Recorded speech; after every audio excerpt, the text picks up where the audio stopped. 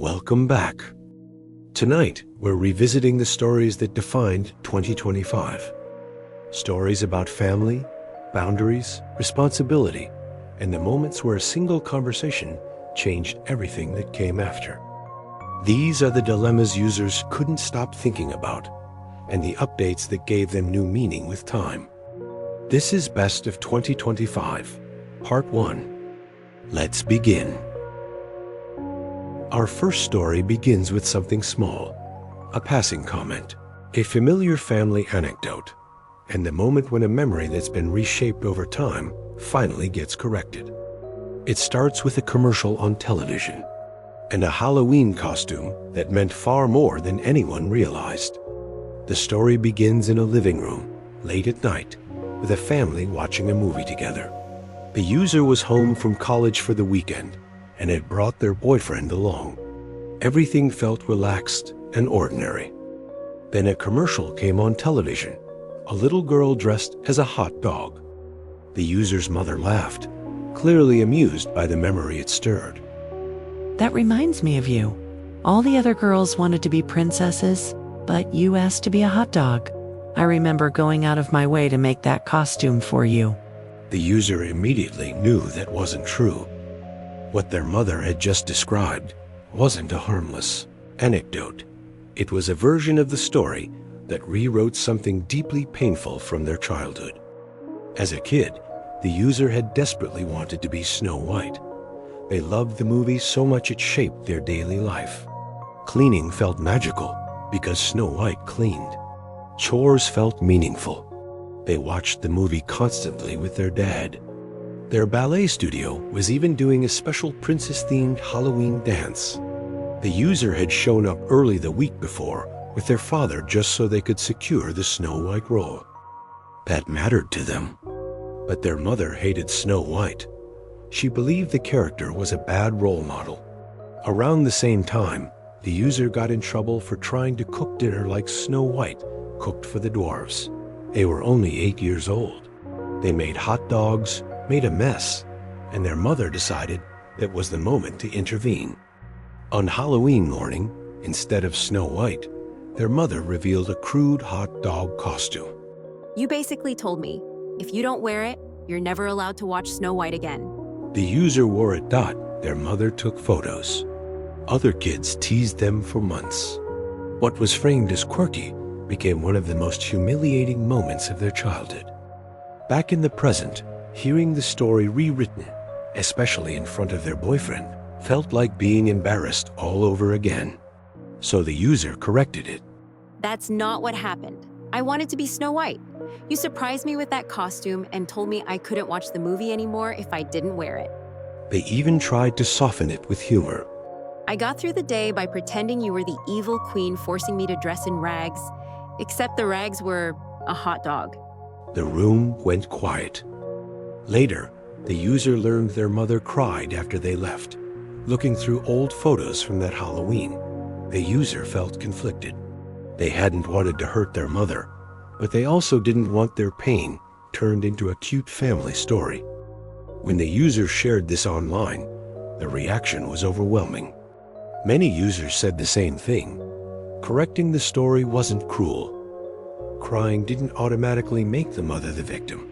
Some pointed out that parents sometimes rewrite memories to protect themselves from guilt, and that being confronted with the truth can be painful, but necessary. Months later, the user returned with an update. There hadn't been dramatic fallout. Things were awkward at first, and mostly normal. By Christmas, life felt settled again. Then something unexpected happened. Their mother picked them up from work and told them to get dressed up, to shower, do their hair, use the nicest products in the house. That alone felt meaningful. When the user finished, their mother surprised them with a breathtaking Snow White dress, clearly chosen with care. I thought I was helping you feel different. I wanted you to know you didn't have to conform, but I turned that into another kind of pressure. If you want to be a princess, then I want to help you feel like the best one in the world. The user forgave her completely. Looking back, what stands out isn't the costume itself. but how long small childhood moments can live inside us, and how telling the truth, even gently, can open the door to real repair. Sometimes honesty doesn't break relationships. Sometimes it gives them room to heal. Some stories leave behind big emotions, apologies, healing, and closure years in the making. Others are smaller. No shouting, no fallout, just a single moment that lingers longer than it should. Our next story is one of those. A casual invite, a small group of friends, and a promise made in passing. The user was invited over for a low-key night. Nothing fancy, just food, conversation, and margaritas. It was mentioned more than once, casually, like it was part of the plan. So the user showed up expecting exactly that. When the drinks were finally poured, they looked right. Salted rims, lime wedges, glasses sweating on the counter. But after the first sip, the user froze. Something was missing. Hey, am I crazy, or is there no tequila in this? The room laughed. The host smiled and said they didn't like strong drinks. They preferred them lighter, mostly mix. Easier to drink, more relaxed. The user nodded, trying not to make it a thing, but it was a thing. Not because they wanted to get drunk. They didn't. Because when someone says margaritas, there's an expectation. And suddenly, the user felt foolish for assuming that word meant what it usually does. They tried again, more carefully this time. I'm totally fine either way. I just thought there'd be some tequila, you know? The mood shifted, not sharply, just enough. The host's smile tightened. Someone else joked that free drinks are free drinks. Another person said, if you don't like it, you don't have to drink it. The user went quiet. They finished the night politely, but the moment stayed with them longer than it should have. Not because of the drink, but because of how quickly a reasonable expectation turned into embarrassment. Later, when the user shared the story online, opinions split. Some users said the host was being misleading, that calling something a margarita sets a baseline expectation. Others said complaining about a free drink is always going to look entitled, even if you're technically right. But the most thoughtful responses focused on something else entirely. This wasn't about alcohol. It was about how uncomfortable it feels to realize, mid-conversation, that you're not on the same page as everyone else. About how quickly hospitality can turn into tension when expectations aren't aligned. And how easy it is to feel rude, just for asking a clarifying question. Nothing exploded. No friendships ended. But the user never looked at casual plans the same way again. Because sometimes, the smallest moments are the ones that quietly teach you how careful you have to be, not with what you say, but with what you assume. Not every story gets a clean ending. Sometimes there's no apology, no reunion, no moment where everyone suddenly understands each other. Our next story goes there. It's harsher, and the update isn't comforting. But the user will still walk away with something that changes them forever. This story starts with a request that, on its own, didn't seem unreasonable. The user had been close friends with this person since college. They'd helped each other through breakups, job changes, and rough patches. Over the years, the user had become the reliable one, the planner, the fixer, the person who stepped in when things got overwhelming. When the friend decided to move apartments, it made sense that they'd ask for help. I'm moving at the end of the month. Could you help me pack and drive the truck? Just for the day. In the past, the user would have said yes immediately. They had helped this same friend move twice before. They'd taken time off work, carried furniture, covered deposits when money was tight, always with the understanding that this was just what friends did. But this time, the timing was bad. The user had just started a new job. They were exhausted, burnt out, and quietly aware that they were always the one rearranging their life. They hesitated, and then, for the first time, said no. I can't do the whole move this time. I'm stretched pretty thin right now. The friend didn't yell. They didn't argue. They just sounded disappointed. Oh, I guess I just thought you'd have my back. The user offered compromises, helping pack another night, checking listings for movers, even contributing some money toward hiring help. None of it landed. After that conversation, things changed. Messages became shorter. Plans were harder to make. Invitations stopped coming unless the user reached out first. The user told themselves they were overthinking it. But the distance kept growing.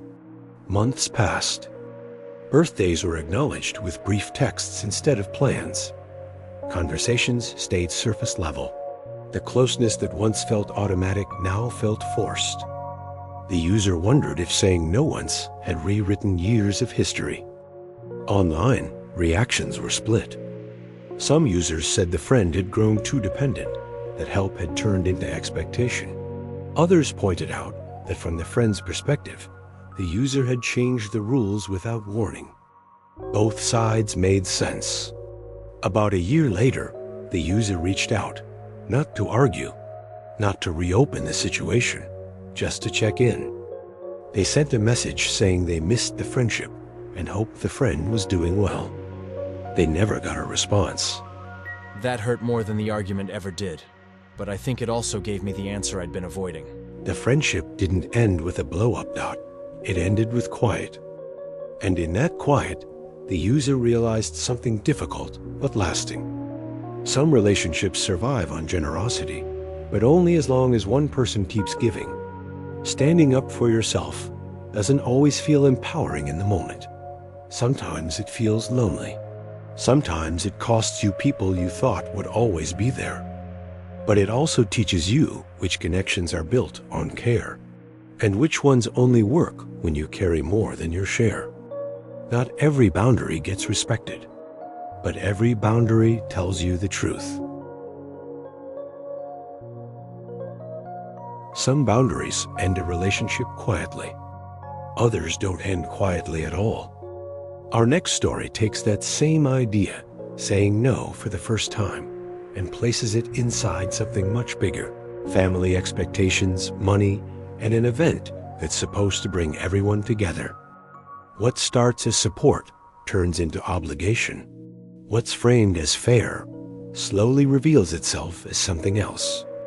And once the truth comes out, there's no way to pretend things were ever simple. This story begins with a destination wedding, the kind people argue about before the invites even go out.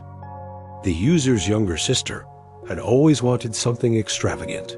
When she announced her wedding would be in Dubai, spread across 4 days, the family wasn't surprised. What was surprising was the cost. Flights and a mandatory luxury hotel stay came out to nearly £3,000 per guest, including the user, her husband, and their parents. Still, they agreed. She was the maid of honor. It felt important to show up. Then, 6 months before the wedding, her sister and fiancé asked for help. We're in a bind. The venue price went up, and Dubai laws are different. If we don't pay, we lose everything. They asked to borrow £17,000. The user agreed to loan 7. Their parents covered the rest. Contracts were drawn up. Repayment plans set. It was a lot of money, but it felt like family stepping in for family. Months later, the truth surfaced accidentally. The money hadn't gone to the venue. It had gone to cover the fiancé's family, who refused to attend unless their costs were paid. So you paid for his parents, but not ours? Her sister didn't deny it. She said their parents could afford it, that this was the fairest solution. And when asked why she'd lied about the reason for the loan, she had no answer. The user felt something shift. It wasn't about the destination wedding anymore, that it wasn't even about the money. It was about deception and about watching their parents quietly accept being taken advantage of. Her parents decided to still attend. The user did not. I can't support this. Not after you lied. That decision detonated everything. Her sister called repeatedly. accused her of ruining the wedding, of making things about money, of embarrassing her. Then days before the wedding, a voicemail arrived. If you don't come, you're not my sister anymore. And don't expect us to pay you or Mom and Dad back. We'll say it was a gift. Take us to court if you want. The user shared the voicemail with her parents. They pulled out of the wedding too. At the ceremony, the couple told guests that the user had alienated the family. That money had been demanded back unfairly. That lies had been spread. None of it was true. When the first repayment date passed without contact, the user's brother-in-law, a solicitor, stepped in. The couple ignored him. A fake legal email appeared, claiming the loan was a gift and the contract fraudulent. In response, the voicemail was forwarded, along with a final demand. 5 days later, the full amount was repaid. No apology came with it. I can't see myself having a relationship with her after this. That's devastating, but I truly believe now, it isn't my fault. The fallout continues quietly. The couple still tells their version of the story. Friends and relatives quietly see through it. Looking back, many users said the same thing. If the truth had been told from the start, this might have ended differently. Instead, the lie turned a wedding into a fracture and revealed how quickly entitlement can replace gratitude. Sometimes the hardest lesson isn't learning when to say no. It's learning when honesty would have saved everything. Some stories don't end with answers. They leave behind questions you can't immediately resolve about responsibility, about intervention, about what it means to do the right thing when every option feels uncomfortable. So before we move on, it's okay to let that one sit. Our next story steps away from fear and suspicion and into something quieter, still complicated, still human, but grounded in everyday choices rather than emergencies. A reminder that not every dilemma is about crisis, and that meaning can come from much smaller moments too. This story begins inside an in-home daycare. The user runs a small operation out of her house and watches several children during the week. One of them is a 3-year-old girl whose mother frequently refers to her as nonverbal. From the beginning, that description didn't fully line up with what the user was seeing. The child didn't talk much at first, but she communicated clearly. She followed instructions. She expressed preferences. And over time, she quietly started saying small things. The user assumed she was just shy. You stinky," the child said. The comment was said casually, in passing, while the user was in the bathroom. The user laughed and later mentioned it to the child's mother at pickup, thinking it was a sweet milestone. The reaction was immediate and intense. "She isn't verbal. Why would you mock her like that?" The user tried to explain. She said the child had spoken to her multiple times, that she wasn't lying, that she was actually happy about the progress. The mother didn't believe her. She accused the user of making things up and upsetting her on purpose. The user backed off and let it go, or tried to. A few days later, the user made a decision she wasn't sure about. She recorded a short audio clip, not video, of the child calmly saying her name and answering a simple question. Her intention was to show the mother privately, once things cooled down. But after another tense exchange, the mother said she wanted to put it all behind them, so the user didn't bring it up. And eventually, forgot about the recording entirely. Weeks later, the user attended a birthday party for the family's other child. While chatting casually with relatives, the user mentioned some of the funny things the 3-year-old had said while reading an animal book. That's when everything blew up. The person she was talking to turned out to be the child's aunt. "She's nonverbal. Why are you lying about this?" The mother joined in. Both women began berating the user in front of the room, calling her a liar, saying it was messed up to fabricate something like this. the user felt trapped. She had 2 disabled children of her own, including a son who had been nonverbal for years. This wasn't something she would joke about or exaggerate. And in that moment, surrounded by people staring at her, she remembered the recording. She played it. You stinky. The room went silent. The child's voice was clear. The mother told the user to leave immediately. Later, she accused her of crossing a line, of violating trust by recording her daughter and humiliating her at a family event.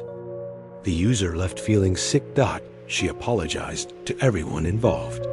She acknowledged that recording without permission was unprofessional, and she began questioning whether she should have stayed silent instead. When the user shared the story online, the reaction was overwhelming and deeply concerned. Many users said the recording wasn't the problem. They pointed out something far more troubling. If a child is speaking comfortably at daycare, but not at home, why? Why was the mother so invested in the child being nonverbal? Why was progress treated as an insult instead of a celebration? Some noticed other red flags the user mentioned later. The child flinching when dropping things, repeatedly apologizing out of fear. Others raised the possibility of deeper issues. I'm struggling with whether I should keep her in my care, so she has one safe place, or whether I need to call CPS. She said that the story doesn't end with certainty. The mother stopped responding. The future of the daycare arrangement is unclear. The user plans to update her contracts, add cameras for transparency, and consult professionals. What remains is the question the story leaves behind. When protecting a child means confronting a parent, where is the line? And when the truth makes people uncomfortable, is silence really the safer choice? Sometimes doing the right thing doesn't feel clean.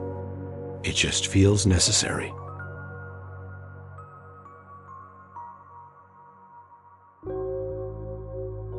As we wrap up, there's something these stories all have in common. They aren't about perfect decisions.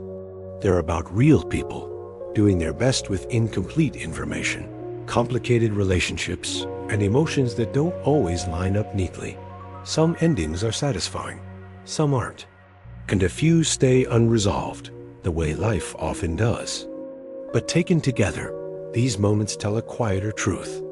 Growth doesn't always look dramatic. Sometimes it looks like setting a boundary. Sometimes it looks like walking away. Sometimes it looks like staying, even when it's uncomfortable. And sometimes it's just about paying closer attention to the small moments, the ones that seem ordinary until you realize they changed you. If you found something here that stayed with you, something that made you think or feel or see things a little differently, you're in the right place. If you'd like more stories like these, told slowly and thoughtfully, you can help this channel grow by liking the video and subscribing. It makes a bigger difference than you might think, and it helps keep these conversations going. Thank you for spending this time here. Take care of yourself, and we'll see you next time.